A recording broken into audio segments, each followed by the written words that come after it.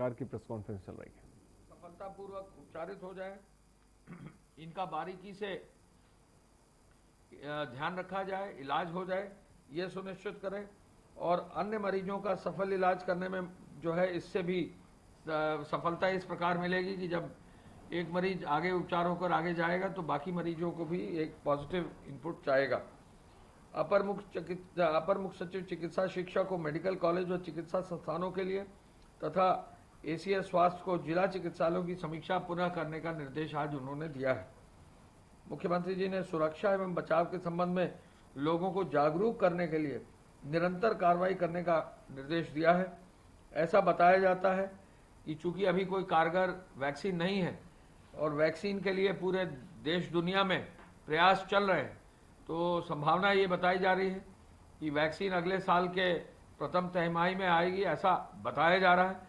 तो चूंकि अभी कोई वैक्सीन नहीं है और अभी हमारे पास कोई इलाज नहीं है, तो ऐसे में निश्चय ही इसके संक्रमण को बचाने के लिए जो जागरूकता होनी चाहिए, संक्रमण बचाने के लिए जो 2 गज की दूरी होनी चाहिए, मास्क जरूरी होना चाहिए, उसके लिए विशेष एक प्रभावशाली कार्रवाई करने का भी मुख्यमंत्री जी ने निर्देश दिया है। उन्होंने पब्लिक एड्रेस सिस्टम को मजबूत करने का निर्देश दिया है। कल गृह विभाग में इस बारे में बैठक की गई, जिसमें राजस्व विभाग, नगर विकास विभाग यानी नगर निगम, पुलिस विभाग और लॉ एंड ऑर्डर के हमारे सभी अधिकारी, उनसे जो पुलिस के अपने पब्लिक एड्रेस सिस्टम है और साथ ही साथ जो है ट्रांसपोर्ट डिपार्टमेंट जिसके साथ रोडवेज भी है, जहां बस स्टेशंस भी हैं, उनको सबको साथ लेकर गृह विभाग में बैठक आयोजित की गई, जिससे पूरे प्रदेश में पब्लिक एड्रेस सिस्टम को एक व्यवस्थित रूप से, स्थायी रूप से बड़े चौराहे पर, बड़े स्थानों पर, बड़े बाजारों में, बड़े ऑफिस में स्थापित इस तरह किया जाए कि 2 गज की दूरी, मास्क के जरूरी को कंटिन्यूसली जो है लोगों के जहन में डालने के लिए लोगों को उनके बारे में जागरूक करने की व्यवस्था की जाए। ये निर्णय माननीय मुख्यमंत्री जी ने दिया है कि इस व्यवस्था को स्थायी किया जाए और जल्दी कार्य योजना बनाकर इम्प्लीमेंट किया जाए। मुख्यमंत्री जी ने सब्जियों के दाम को उचित मूल्य का चेक करने के लिए एपीसी साहब को, कृषि उत्पादन आयुक्त को कहा है कि कृषि विभाग, कृषि उत्पादन आयुक्त महोदय खुद जो है प्रतिदिन इसकी मॉनिटरिंग करें, जो मंडियां हैं उनसे रेट्स मंगाएं और जो कोल्ड स्टोरेजेस हैं वहाँ आलू और इस तरह के जो सब्जियां हैं इनका जो है निष्कासन जरूर सुनिश्चित करें, जिससे मार्केट में दामों को कंट्रोल किया जा सके। आलू, प्याज, टमाटर जमाखोरी न हो, कार्रवाई हो, ये भी देखने के लिए निर्देश दिया है। धान की खरीद के लिए जैसा बताया गया था 3000 सेंटर से अधिक प्रस्तावित किए हैं, इसको पुनः समीक्षा करने के लिए कहा गया है। अगर आवश्यकता पड़ेगी तो धान की खरीद, चूंकि इस बार धान ज़्यादा आएगा तो धान के सेंटर्स की संख्या में भी बढ़ोतरी की जा रही है। मुख्यमंत्री जी ने आत्मनिर्भर भारत अभियान के सफल क्रियान्वयन के लिए राज्य स्तरीय बैंकर्स कमेटी SLBC को भी आयोजित करने, विभिन्न योजनाओं को, ऋणों को सुनिश्चित कराने, उद्यमी, बेरोजगारों व अन्य पात्र लोगों को ऋण दिलाने के लिए भी जनपदवार लक्ष्य सुनिश्चित कराने का निर्देश दिया है। मुख्यमंत्री जी ने वृद्धावस्था, निराश्रित महिला, दिव्यांगजन और कुष्ठावस्था पेंशन की द्वितीय किश्त 86,95,027 लाभार्थियों को 1311 करोड़ ऑनलाइन हस्तांतरित आज की है। एक कार्यक्रम में, ऑनलाइन कार्यक्रम में मुख्यमंत्री जी ने समाज कल्याण माननीय मंत्री जी से के साथ, माननीय महिला कल्याण मंत्री जी के साथ आज ये संयुक्त बैठक की है और इसमें ऑनलाइन ये धनराशि हस्तांतरित एक बार में 1311 करोड़ रुपया जो है हस्तांतरित की गई। पेंशन धनराशि लाभार्थियों को सामान्य भरण पोषण के लिए दी जा रही है। अगर कोई समाज में कमजोर कड़ी है तो उसको मजबूत करना सबका दायित्व है। पूरे समाज का आर्थिक स्वावलंबन, आगे कोई उनको रोक ना पाए, आगे उनको बढ़ाएं, इसलिए जो है आदरणीय प्रधानमंत्री जी की मंशा के अनुरूप कार्रवाई करने का निर्देश दिया है। वर्तमान सरकार नर को नारायण से जोड़कर उनकी सेवा कर रही है। यदि किसी निराश्रित दिव्यांग को कहीं भी किसी भी योजना का लाभ चाहिए, उसके जीवन में खुशहाली लाना है, इस कार्य करने के लिए सरकार तत्पर है। उनके खुश करने के लिए, उनकी अंतरात्मा को प्रसन्न करने के लिए ये निर्देश उन्होंने दिए हैं। किसी भी व्यक्ति के सामने भोजन का संकट ना हो। अप्रैल 2020 से 2 बार पात्र नागरिकों को राशन दिया गया है। प्रत्येक पात्र व्यक्ति को आयुष्मान भारत योजना तथा मुख्यमंत्री जन आरोग्य योजना का लाभ मिला है। यदि किसी दशा में किसी व्यक्ति के पास कोई भी कार्ड नहीं है तो उपचार के लिए 1000 रुपये की धनराशि ग्राम प्रधान की निधि से भी देने का निर्देश दिया गया और नगर निकाय की भी निधि से देने का निर्देश दिया गया। निराश्रित महिलाएं विभिन्न महिला समूहों को रचनात्मक कार्यों से जोड़कर भी आर्थिक स्वावलंबन का भी निर्देश दिया है। मुख्यमंत्री जी ने जनपद प्रयागराज, अयोध्या, फतेहपुर, ललितपुर, देवरिया, वाराणसी, चित्रकूट के लाभार्थियों से वीडियो कॉन्फ्रेंसिंग करके संवाद भी बनाया है और उनका कुशलक्षेम भी लिया है। कुल 86,95,027 लाभार्थियों को अब तक 3,484 करोड़ 39 लाख की पेंशन धनराशि वितरित कर दी गई।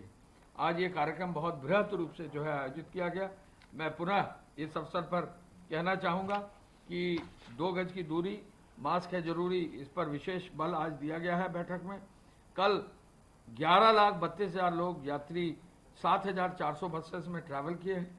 इसके साथ साथ कल जो कार्रवाई प्रदेश सरकार में गृह विभाग और पुलिस विभाग के द्वारा की गई है, कुल अब FIR 2,25,000 हो गई हैं। 2,25,848 कुल जो है 4,27,000 लोग नामजद किए गए हैं। 72,150 वाहन सीज किए गए हैं। 80 करोड़ 30 लाख रुपया जमा करा गया है। 4,37,000 आवश्यक वस्तुओं के लिए गाड़ियों की अनुमति दी गई है। 919 EC एक्ट में FIR दर्ज की गई है।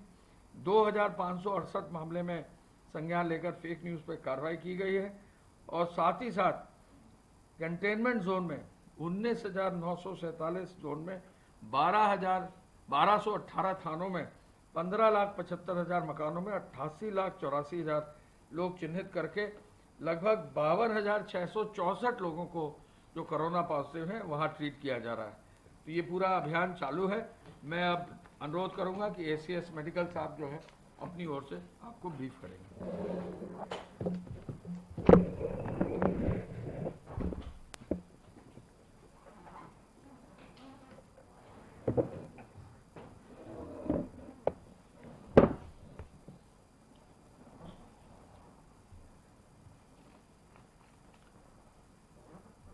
कोरोना वायरस के संबंध में प्रदेश की स्थिति इस प्रकार है। विगत 24 घंटों में संक्रमण के 6,337 नए मामले सामने आए हैं और विगत 24 घंटों में 6,476 संक्रमित मरीज उपचार के पश्चात डिस्चार्ज किए गए हैं। अर्थात जितने हमारे नए संक्रमित मरीज कल जुड़े उससे अधिक कल डिस्चार्ज हुए। अब हमारे जो कुल संक्रमित मरीज अभी तक उपचार के पश्चात डिस्चार्ज हो चुके हैं उनकी संख्या 2,58,573 हो गई है। रिकवरी का प्रतिशत अब प्रदेश में 78.29% हो गया है। इस समय एक्टिव इन्फेक्शन के केसेस की कुल संख्या 67,002 है और संक्रमित व्यक्तियों में से अभी तक कुल 4,690 लोगों की मृत्यु हुई है। कल प्रदेश में 1,54,202 सैंपल्स की जांच की गई और अब तक प्रदेश में 79,38,533 सैंपल्स की जांच की जा चुकी है। पूल सैंपल के अंतर्गत 5-5 सैंपल के 2,498 पूल लगे जिनमें 300 में पॉजिटिविटी थी और 10-10 सैंपल के 207 पूल लगे जिनमें 21 में पॉजिटिविटी थी। होम आइसोलेशन में इस समय जो हमारे कुल एक्टिव केसेस हैं 67,002, उसमें से 35,415 होम आइसोलेशन में हैं जो कि कुल एक्टिव केसेस का 52.85% है। प्राइवेट हॉस्पिटल्स में इस समय 3,918 मरीज अपना इलाज करवा रहे हैं और सेमी पेड कैटेगरी L1+ में 232 लोग अपना इलाज करवा रहे हैं। अगर हम एज डिस्ट्रीब्यूशन देखें जो लोग संक्रमित हुए हैं उनमें से, तो जो लोग संक्रमित हुए हैं अभी तक उनमें से 13.91% 0 से 20 एज ग्रुप के हैं। 48.42% 21 से 40 वर्ष के आयु वर्ग के हैं। इसी प्रकार 41 वर्ष से 60 वर्ष तक की आयु के इस आयु वर्ग के 28.77% मरीज हैं और 60 वर्ष की उम्र से ज़्यादा वाले यानी जो हमारे बुजुर्ग हैं उनका प्रतिशत कुल संक्रमण में से 8.90 रहा है। तो पहले ये जो प्रतिशत था बुजुर्गों का 60+ वालों का प्रारंभ में कम था और अब ये 8.90 हो गया है। तो हमारे बुजुर्ग जो हैं उनको अपना ध्यान रखना चाहिए, उनको संक्रमण से बचना चाहिए और जो हमारे अन्य लोग हैं उन्हें इस बात का ध्यान देना चाहिए कि वो भी बुजुर्गों से दूर रहें, उन्हें संक्रमित न होने दें और पूरी कोशिश करें कि उन्हें किसी प्रकार से संक्रमण न होने पाए। क्योंकि आप जानते हैं कि जो लोग अधिक उम्र के हैं या जो लोग पहले से ही किसी बीमारी से ग्रस्त हैं उनमें जटिलताएं आने की संभावना ज़्यादा होती है, इसलिए हमें उनका बचाव करना है।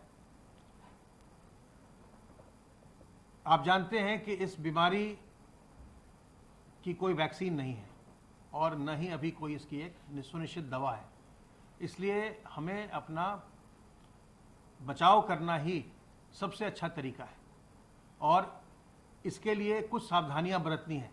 अपने हाथ को बार बार साबुन पानी से साफ करते रहिए ताकि हाथ के रास्ते संक्रमण आपके शरीर में न जाए और अपने मुंह और नाक को ढक कर रखिए, मास्क से ढकिए, रुमाल से ढकिए, दुपट्टे से ढकिए, गमछे से ढकिए और लोगों से 2 गज की दूरी बनाइए। जहाँ भी जाइए लोगों से 2 गज की दूरी बनाइए तो आप संक्रमण से बचे रहेंगे। इसकी अत्यधिक संभावना होगी, नगण्य संभावना रहेगी इस बात की कि इसके बाद भी आपको संक्रमण हो अगर आप ये सावधानियां बरतते हैं। जो वैक्सीन की जब बात आती है तो वैक्सीन आप जानते हैं कि ये कई तरह की बीमारियों से बचाव के लिए वैक्सीन लगाई जाती है और खास करके बच्चों में वैक्सीनेशन किया जाता है। वैक्सीन प्रिवेंटेबल डेथ्स बहुत सारे कारणों से होते हैं, उसको बचाने के लिए कई तरह की बीमारियां हैं, टीबी है, डिप्थेरिया है, पर्टुसिस है, मीजल्स है, हेपेटाइटिस बी है, इन सब से बचाने के लिए बच्चों को वैक्सीनेट किया जाता है। इम्यूनाइजेशन का कार्यक्रम इसीलिए चलता है। राज्य सरकार ने एक बहुत बड़ा फैसला लिया। वो फैसला ये है कि जब से कोविड का कालखंड प्रारंभ हुआ और बीच में आप जानते हैं बहुत समय तक लॉकडाउन हुआ, हॉस्पिटल्स नहीं चल रहे थे, जो आउटरीच की गतिविधियां थी वो बंद हो गई थी, फिर बाद में शुरू हुई, फिर भी लोगों का आना जाना थोड़ा बाधित रहा। तो ऐसे में बहुत सारे बच्चे ऐसे हैं जिनका वैक्सीनेशन छूट गया है, जो इसके कारण से चूंकि अस्पताल बंद थे या गतिविधियां नहीं हो रही थी, आवागमन बंद था, तो बच्चों का वैक्सीनेशन, बहुत सारे बच्चों का वैक्सीनेशन छूट गया है। इसमें यह निर्णय लिया गया है कि जो अगले महीने अक्टूबर में हमारा संचारी रोग अभियान हो रहा है उसमें पहला पखवाड़ा 1 अक्टूबर से 15 अक्टूबर तक हम दस्तक अभियान चलाएंगे, जिसमें आशा और आंगनवाड़ी घर घर जाएंगी, घर घर जाके लोगों को संचारी रोगों के बारे में बताएंगी। डेंगू, चिकनगुनिया, इनसे कैसे बचना है, कोविड से कैसे बचना है, JEAS से कैसे बचना है, साफ पानी का सेवन करें, इन सब चीज़ों के बारे में साफ सफाई रखें, बताएंगी। और जिन लोगों में कोविड के लक्षण होंगे, ILI टाइप लक्षण होंगे, सांस फूल रही है, बुखार है, उनकी लाइन लिस्टिंग करेंगी। इसके साथ साथ जो ज़्यादा महत्वपूर्ण बात है वो ये कि वो इन 15 दिनों के समय के दौरान उन सभी बच्चों के लाइन लिस्टिंग करेंगी जो कि इस वर्ष जिनका जन्म हुआ है और जो किसी न किसी कारण से वो वैक्सीनेशन से वंचित रह गए। उनकी पूरी लाइन लिस्टिंग करने के बाद नवंबर, दिसंबर और जनवरी में इस बात के लिए अभियान चलाया जाएगा कि उन छूटे हुए बच्चों का वैक्सीनेशन अवश्य हो जाए। कई तरह की वैक्सीन होती हैं जो कि जिसके कई मल्टीपल डोज पड़ते हैं। जैसे एक वैक्सीन है BCG, उसका 1 डोज पड़ता है, वो जन्म के बाद लगाया जाता है लेकिन 1 साल तक लगाया जा सकता है। इससे बच्चों को बाद में टीबी नहीं होता। तो अभी जो बच्चे इस साल पैदा हुए हैं उनको अगर वो छूट गए हैं तो उनको BCG का टीका लगाया जाएगा ताकि उनको भविष्य में टीबी ना हो। इसी प्रकार से कई तरह की और बीमारियों से बचने के लिए वैक्सीनेशन होता है। पोलियो की दवा है, पेंटावैलेंट वैक्सीन है जिसमें कई तरह के डिप्थीरिया, पर्टूसिस वगैरह सबका उसमें लगाया जाता है। तो वो 6ठे सप्ताह में, 10वें सप्ताह में और 14वें सप्ताह में लगाया जाता है जन्म के। 3 डोज पड़ती है उसके बाद में, फिर उसका बूस्टर डोज भी किसी किसी का लगाते हैं। तो वो जो डोजेज हैं वो इसीलिए हमने ये अक्टूबर में लाइन लिस्टिंग करने के बाद 3 महीने का अभियान रखा है कि अगर किसी बच्चे का तीनों डोज छूट गया होगा तो पहला डोज उसका नवंबर में, दूसरा डोज दिसंबर में, तीसरा डोज को जनवरी में दे दिया जाएगा। अगर किसी बच्चे के केवल 2 डोज छूटा हुआ होगा तो उसको दूसरा डोज नवंबर में, तीसरा डोज दिसंबर में दे दिया जाएगा। तो ये एक बहुत बड़ा कैंपेन होगा। हमारे प्रदेश में हर वर्ष लगभग 55 लाख बच्चों का जन्म होता है और जो उनके वैक्सीनेशन की ये पूरी कार्रवाई है, ये एक पब्लिक हेल्थ की बहुत ही महत्वपूर्ण कार्रवाई है। और चूंकि इस वर्ष थोड़ा व्यवधान हुआ है, कुछ बच्चे वैक्सीनेशन से छूट गए हैं, तो हम ये नहीं चाहते हैं कि बच्चे जो हमारे देश का भविष्य हैं वो अपने वैक्सीनेशन के अभाव के कारण बाद में उन पे बीमारियों का प्रकोप हो। तो इसलिए ये एक बहुत ही बड़ा अभियान प्रारंभ किया जाएगा। अक्टूबर में बच्चों की, छूटे हुए बच्चों की लाइन लिस्टिंग होगी और नवंबर, दिसंबर, जनवरी में उनका वैक्सीनेशन किया जाएगा। लेकिन जहां तक कोरोना का सवाल है, आप जानते हैं इसकी कोई वैक्सीन नहीं है, तो सावधान रहिए, सावधानी के तरीकों को अपनाइए, हाथ बार बार धोते रहिए, मुंह और नाक को ढक कर रखिए, लोगों से 2 गज की दूरी बनाइए और अपने शरीर की प्रतिरोधक क्षमता को मजबूत करिए। नीम के पत्तों का सेवन करिए, मैं भी करता हूं। गर्म पानी का सेवन करिए, काढ़ा पीजिए, अजवाइन का अर्क पीजिए, गिलोय का रस पीजिए, योग करिए, व्यायाम करिए, प्राणायाम करिए। आप स्वस्थ रहेंगे, संक्रमण मुक्त रहेंगे, चिंता मुक्त रहेंगे और प्रसन्न रहेंगे।